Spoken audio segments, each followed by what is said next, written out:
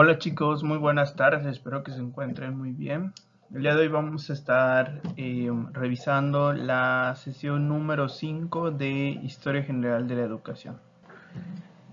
Y bien, el día de hoy vamos a ver el último tema de la unidad 2 y con eso finalizamos nuestro primer periodo. Y también vamos a marcar el último mecanismo de evaluación porque como saben el siguiente sábado, no el que viene, es la entrega de calificaciones del primer parcial. Entonces es importante que pues concluyamos ya este primer bloque. Bien, vamos a seguir viendo la unidad número 2, la educación en la época moderna. En la sesión pasada estuvimos viendo el Renacimiento y el humanismo pedagógico. El día de hoy vamos a ver todo lo que se refiere a la reforma, contrarreforma y la educación durante los siglos XVII y XVIII.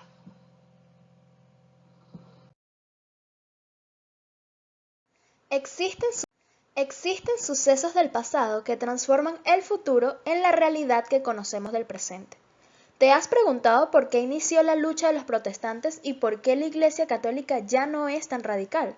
Son interrogantes que se resuelven con dos simples tópicos: reforma y contrarreforma. Para entender sus causas, primero se debe comprender el contexto de la Europa occidental del siglo XVI. Cuando superada la Edad Media, la Iglesia occidental era una institución con muchas deficiencias y defectos, en la que la indulgencia o el perdón de los pecados para obtener la salvación era interpretada por la Iglesia como un recurso que ampara su validez con el fin, y por los protestantes como la práctica antigua con el único fin de enriquecer al clero. Esta noche, vuestro Papa, el vicario de Cristo, os envía un regalo que os podrá salvar de las llamas. Una indulgencia especial, concedida por la construcción de la iglesia de San Pedro en Roma. Esto es debido a que el perdón de los pecados se concedía con acciones monetarias. En resumen, la vida poco piadosa de los miembros de la Iglesia, la venta de indulgencias, los intereses políticos y la búsqueda por una vida religiosa más íntima fueron las consecuencias para llevar a cabo la Reforma Protestante en Alemania por el monje agustino Martín Lutero en el año 1517. Cuando escribió sus famosas 95 tesis para manifestar su descontento con la corrupción de la Iglesia y plantear una reforma saludable frente al Papa, a lo que el Papa, León X, afirmó que solo eran los escritos de un borracho alemán, que cuando estuviese sobrio se le pasaría todo.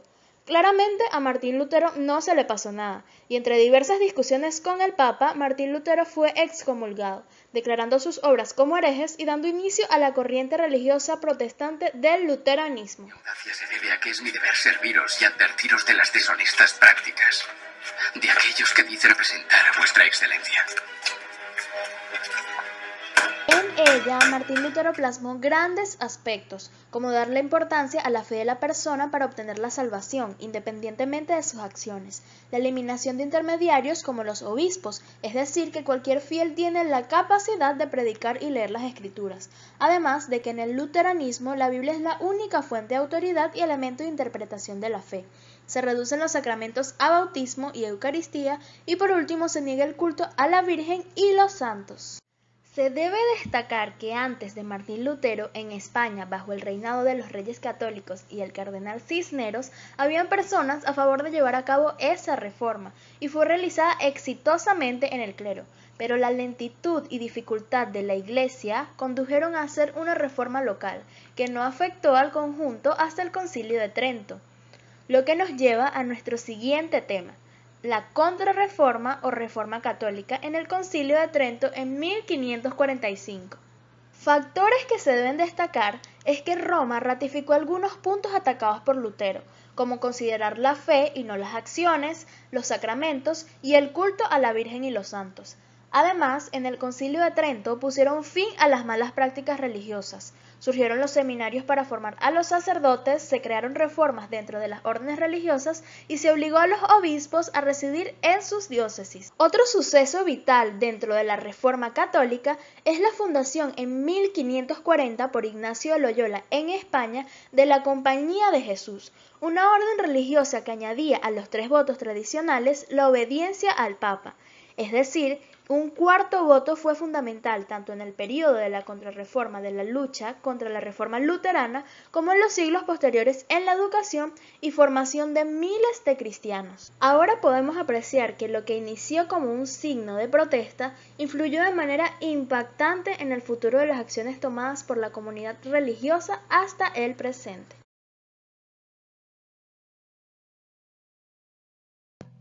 Muy bien, el video anterior, bueno, pues nos da mucho contexto de lo que es la reforma y la contrarreforma.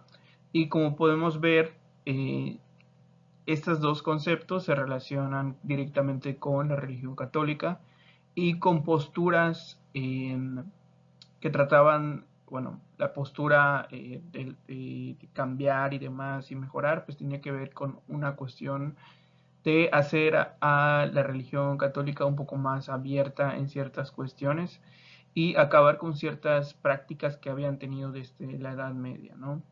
Tenemos personajes importantes como Martín Lutero, creo que es el más importante de todos, y ahorita vamos a ver a continuación cómo fue la educación durante esta época, ¿no? Tanto en la Reforma como en la Contrarreforma. Y bueno, nos dice que la educación en la Reforma hubo dos personajes principales, Martín Lutero y Juan Calvino. Y bueno, estos personajes, como ya pudieron leer, pues tuvieron que ver con toda esta cuestión de cambiar la religión en ciertas normas y reglas que se estaban estipulando en ese momento y que pues a estos personajes pues, no les parecía del todo correcto, ¿no? Entonces buscaron a través de pues, protestas y demás que eso cambiara en particular.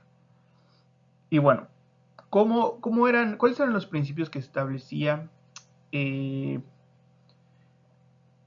esta nueva idea de educación dentro de la religión en la Reforma? Bueno, primero que nada, pedía el acceso universal a la educación en general. Estaba muy enfocada en la lectura de la Biblia y la educación era una herramienta para la reforma religiosa. Esto era muy importante, sobre todo si recuerdan en un principio cuando veíamos el fin de la Edad Media, veíamos que la imprenta fue una de las cuestiones más importantes para acabar con el oscurantismo, es decir, con este periodo en la que la gente no tenía acceso a la educación, ¿no? Entonces, que la gente fuera más culta, tuviera más acceso a todos los libros y demás, pues hizo que surgieran estas ideas revolucionarias en las personas y para hacer un cambio en específico en la religión.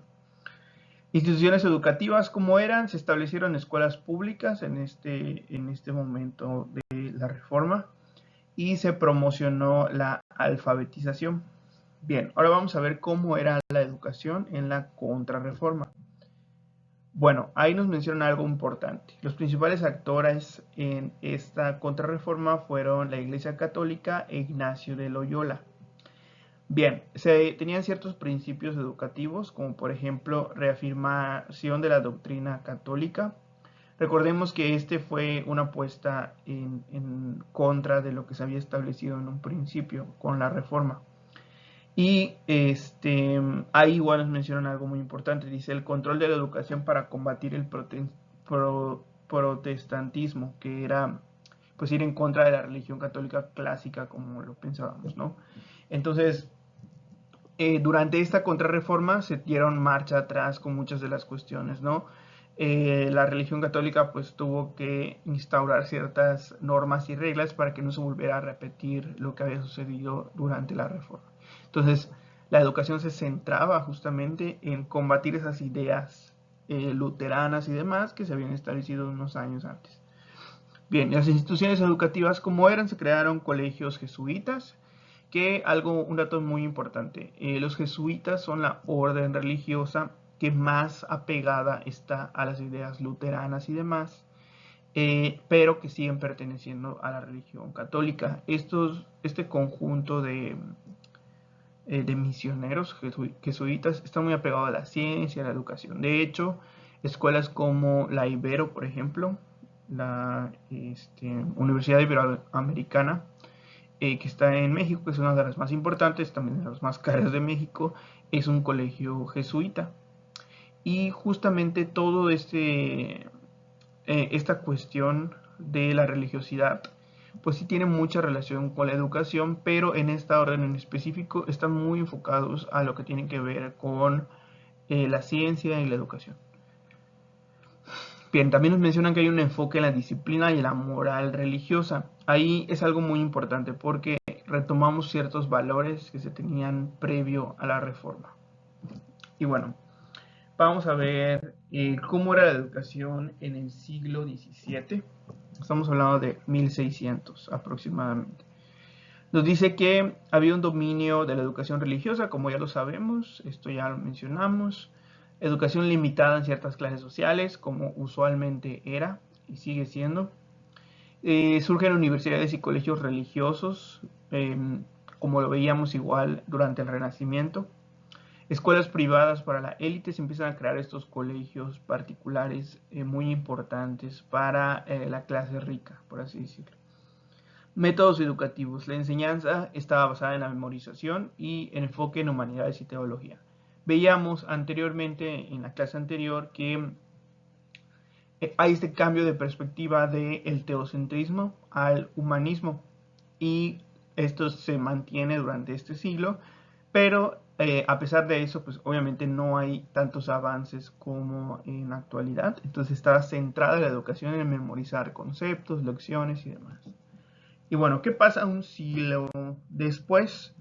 Primero está la ilustración en su máximo esplendor y también la secularización de la educación, que es esta separación de la religión, pues de la educación como la conocemos, ¿no? Hay un mayor acceso a la educación para diferentes clases sociales, comienza la alfabetización y demás cuestiones, y esto hace que sea muy importante que todas las clases sociales tengan acceso. También tengamos en cuenta que durante este siglo sucedieron revoluciones muy importantes a lo largo del mundo que acabaron con monarquías que habían estado existiendo. Y eso trajo como mayor homogeneización en los derechos humanos de las personas. Instituciones clave, las escuelas públicas y las academias, la expansión de la educación científica y técnica. Recordemos, en este siglo en particular empieza la revolución industrial y comienza la creación de máquinas, inventos y demás. Se inventa algo muy importante como es la electricidad y demás cuestiones, ¿no?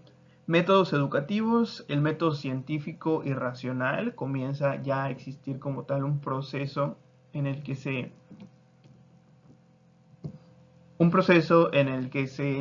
piensa, experimenta, posteriormente se toma una postura en cuanto a si la idea del principio era correcta o incorrecta. Fomenta el pensamiento crítico y a la razón. Esto era algo muy importante durante la época, sobre todo porque estamos hablando del siglo de la Ilustración, ¿no? Todo lo que tenía que ver con el pensamiento y demás llega a ser algo muy importante en la época. Y bueno, ya para terminar vamos a ver qué vamos a trabajar en este mecanismo. Vamos a trabajar en equipos de 4 personas. Y vamos a realizar 2 infografías en las que se comparen las formas de educación en la reforma y contrarreforma. Esta va a ser una primera infografía. Y en donde se compare la educación del siglo XVII y el siglo XVIII. Esta va a ser una segunda infografía. Las infografías que van a contener el contexto general de cada periodo. Es decir, que nos expliquen brevemente de qué va ese periodo, de qué va la reforma, de qué va la contrarreforma, de qué va el siglo XVII y el siglo XVIII. Cuáles son los personajes y las figuras principales en los acontecimientos y cuáles son las características esenciales de la educación en la época, dependiendo de la comparación que estemos haciendo. Cada infografía comparará 2 épocas entre sí, por lo cual deberán tener un formato similar al siguiente. Y aquí les pongo un ejemplo de cómo se tienen que ver sus infografías. Recordemos que estamos haciendo comparaciones. Entonces, de un lado, bueno, ahí donde dice la primera que dice cabello, pues obviamente ustedes no van a poner cabello, van a poner, por ejemplo, no sé, la educación. Y de un lado ponemos la educación en la reforma y del otro lado la educación en la contrarreforma. Y desglosamos nuestra información, recordando que las infografías son en su mayor porcentaje imágenes, símbolos y demás, y en menor medida texto. Eso es muy importante. Igual, del otro lado podemos ver también una infografía comparativa, y esta, a diferencia de la otra que tiene texto en el centro, conceptos que se comparan, tenemos versus, ¿no? De un lado se hace esto, de un lado se hace el otro. Entonces no tiene que ser exactamente igual este formato, pero sí que se vea que se están comparando dos temas diferentes. Total, entonces vamos a hacer dos infografías. Cada infografía va a comparar dos temas. Y bueno, se va a entregar en un PDF que debe contener portada en el formato institucional, la infografía 1, que es la comparación entre la educación en la reforma y la contrarreforma. Debe contener la infografía número 2, que es la comparación entre la educación en el siglo XVIII y en el siglo XVII y siglo XVIII. Y las referencias en APA de las fuentes que utilizan. Obviamente lo que vimos hoy son nada más aspectos clave. Ustedes tienen que investigar en internet en fuentes confiables y hacer sus referencias con base en esas fuentes. ¿Cuándo se entrega? Martes 22. A ver, voy a verificar porque no estoy seguro que sea martes 22.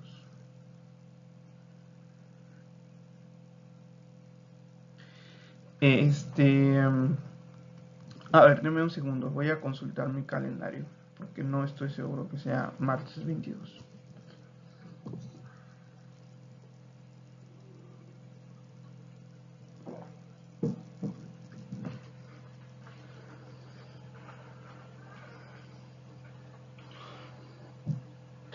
No, es martes 15.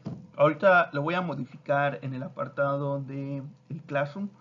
Entonces nada más, porfa, ignoren que dice martes 22 y es martes 15 de octubre. ¿Vale? Antes de las 11:59 de la noche. Muy bien. Pues mañana, en la medida de lo posible, voy a tratar de agendar la videollamada para que comentemos sobre las dudas que tengamos. Si no me es posible, lo checamos el sábado en clase. ¿Vale? Nos vemos, chicos, que tengan buen día y nos vemos el viernes.